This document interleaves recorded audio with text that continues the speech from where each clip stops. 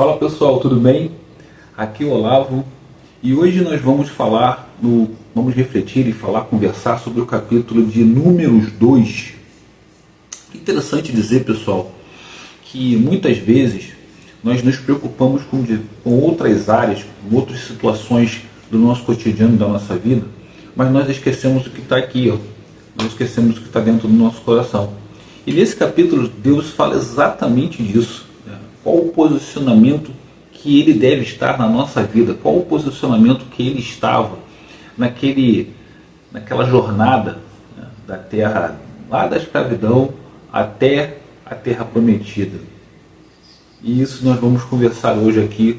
Eu queria que você refletisse comigo o que eu entendi com relação a Números 2, o capítulo que nós vamos falar hoje.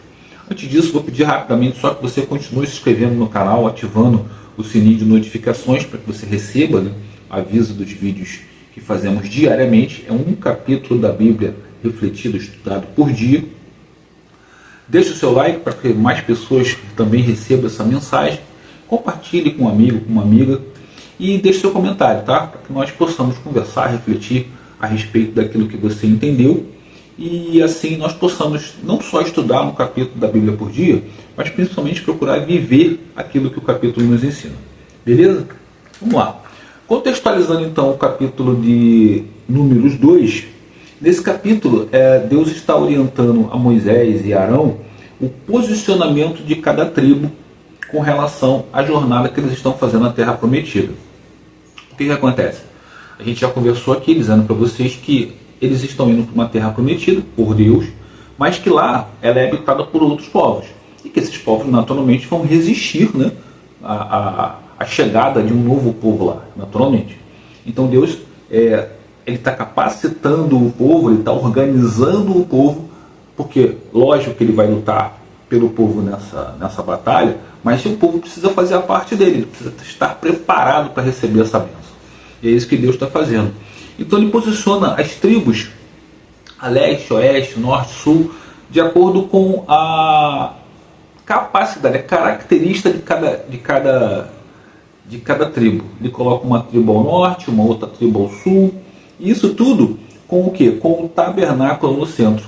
A única tribo que não foi contada, você sabe, é a tribo dos levitas. Por quê? Porque essa tribo ela tem a responsabilidade de cuidar do tabernáculo, de manter o tabernáculo aceso, de cuidar de todos aqueles trâmites, de todas aquelas ordens, né, que Deus já deu a Moisés e a Arão com relação ao funcionamento do tabernáculo.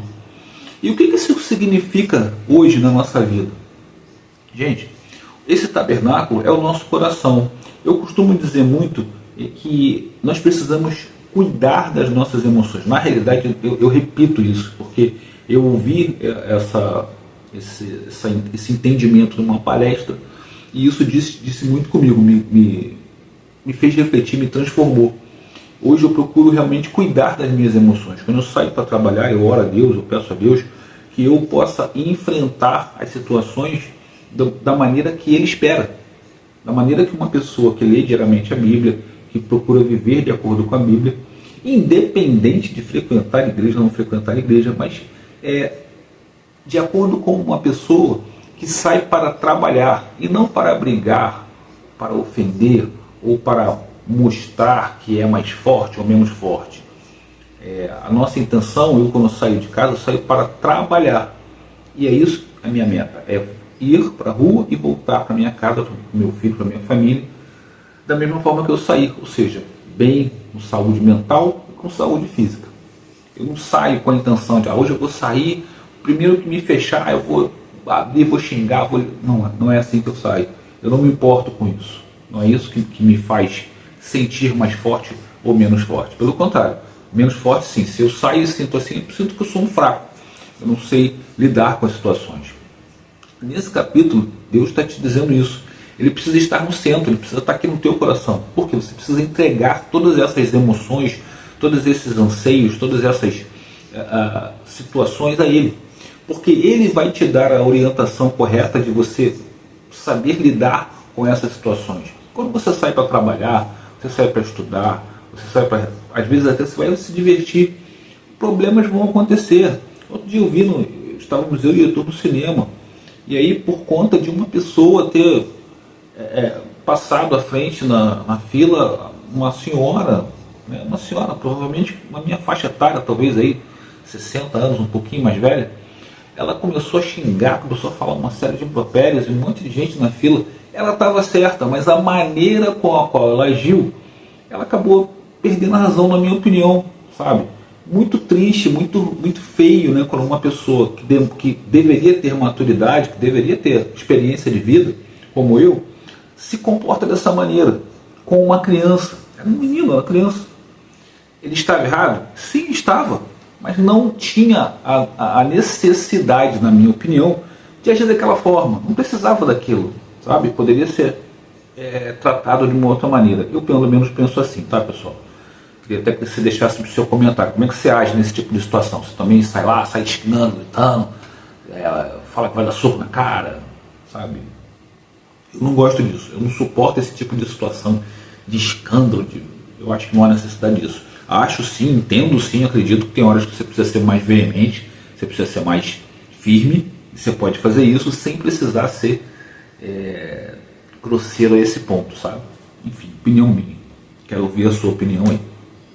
Então, Deus, eu acho que entendo que o recado que Deus está deixando nesse capítulo é que você precisa cuidar das suas emoções, você precisa entregar para o seu coração coisas que realmente te engrandeçam, que te melhorem, né? Até mesmo com relação àquilo que a gente assistir coisas que são coisas positivas. Muita gente me perguntou, você assistiu lá o vídeo do pessoal lá que morreu na operação? Cara, sem a mínima chance. Você viu? Para que eu vou ficar assistindo aquilo? O que isso vai me melhorar? Eu vi a matéria, vi o que aconteceu, tenho minha opinião e ponto. Eu não preciso ficar vendo como é que morreu, como é que não morreu, o policial que morreu, o policial que matou. Gente, não é a minha intenção.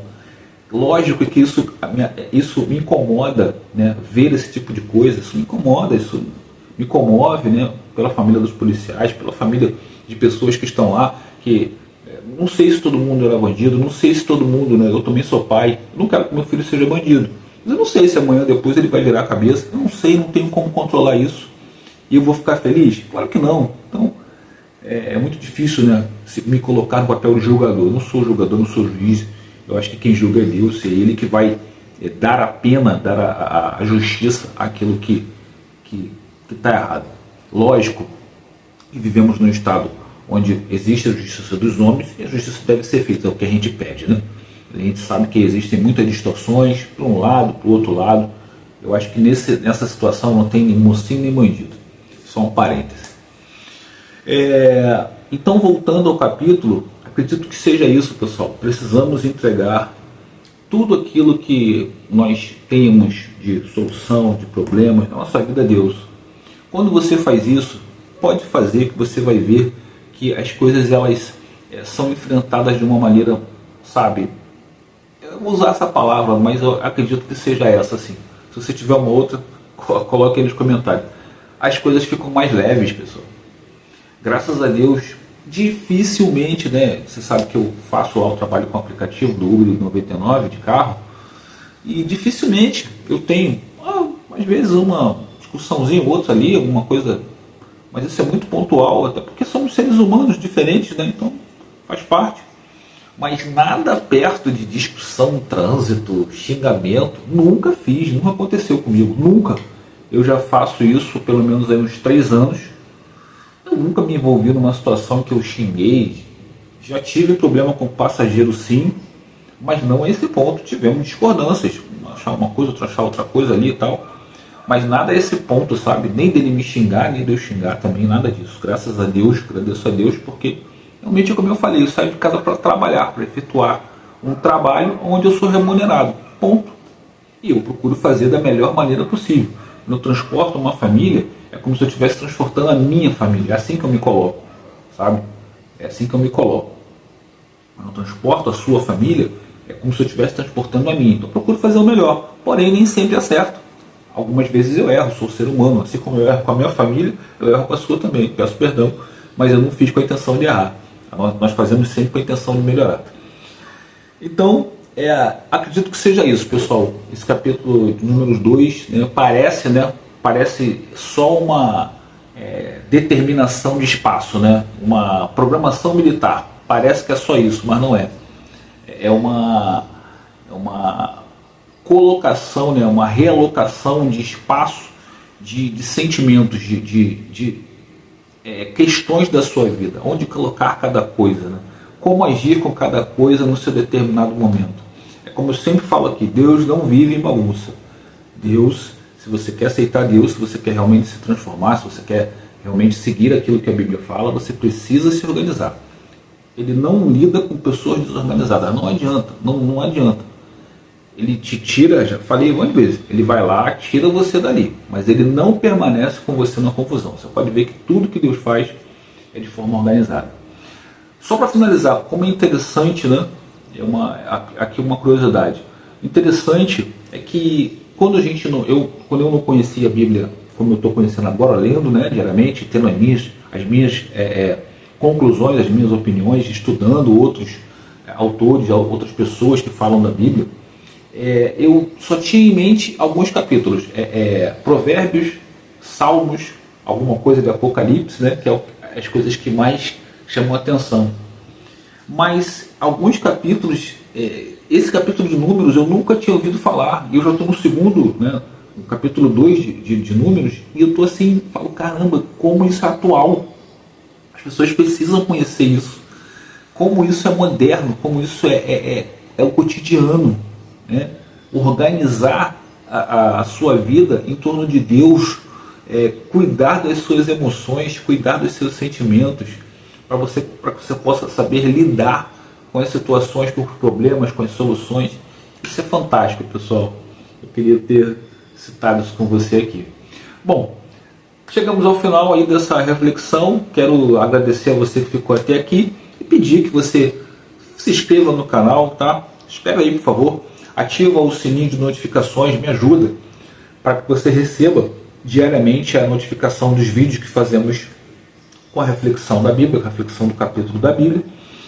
Deixe o seu comentário, como eu disse, o seu comentário é importantíssimo para que a gente possa conversar, refletir a respeito de que um achou, o outro achou. Às vezes você discorda de mim e a intenção aqui não é ser dono da verdade, porque realmente não sou. A intenção é conversar e viver, de procurar viver de acordo com aquilo que a Bíblia nos passa, né? Nos ensina diariamente.